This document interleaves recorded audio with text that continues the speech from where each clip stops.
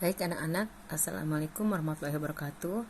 Di sini Bunia akan menjelaskan bagaimana cara menyalurkan energi listrik sehingga listrik tersebut bisa sampai ke rumah.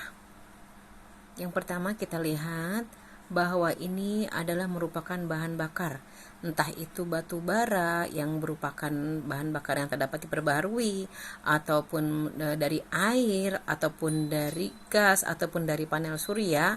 Ini diperlukan untuk pembangkit listrik, di mana pembangkit listrik ini akan menghasilkan energi listrik. Ya, nah energi listrik yang dihasilkan oleh pembangkit listrik ini kemudian dinaikkan tegangannya oleh transformator. Ini di sini transformator ya. Disinilah transformator, ini bentuk transformatornya. Jadi transformator ini fungsinya adalah untuk menurunkan dan menaikkan tegangan listrik. Kemudian dari transformator ini kemudian listrik dialirkan ke saluran-saluran transmisi, yaitu yang disebut dengan sutet. Ya, apa itu sutet? Sutet itu adalah saluran udara tegangan ekstra tinggi.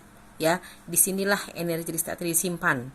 Kemudian dari saluran transmisi ini, listrik kemudian dialirkan lagi ke gardu-gardu listrik.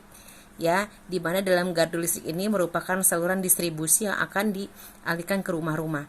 Nah, di gardu-gardu listrik ini atau di saluran distribusi ini listrik mengalami penurunan. Kalau tadi dari pembangkit listrik yang dihasilkan listrik oleh transformator dinaikkan, tapi di saat mau menuju ke rumah atau dialirkan ke rumah-rumah, maka di gardu listrik ini listrik diturunkan oleh transformator menjadi paling tidak 220 volt ya.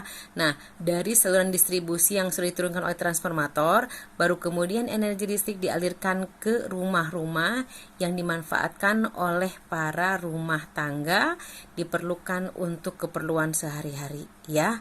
Jadi ulangi lagi, ini bahan bakar yang diperlukan oleh pembangkit listrik. Pembangkit listrik ini menghasilkan energi listrik, kemudian dialirkan, di mana setelah dialirkan ke penaik tegangan ini oleh transformator dinaikkan tegangannya, kemudian dialirkan ke saluran-saluran transmisi yang disebut dengan sutet, yaitu saluran udara tegangan ekstra tinggi. Dari sutet ini kemudian dialirkan ke saluran-saluran distribusi, yaitu ke gardu-gardu listrik. Di gardu listrik ini mengalami penurunan tegangan oleh transformator. Kemudian terakhir, setelah tegangannya menjadi 220 volt, maka listrik dialirkan ke rumah-rumah pelanggan untuk digunakan dalam kehidupan sehari-hari. Itu anak-anak, bagaimana caranya energi listrik bisa sampai ke rumah kita. Terima kasih. Wassalamualaikum warahmatullahi wabarakatuh.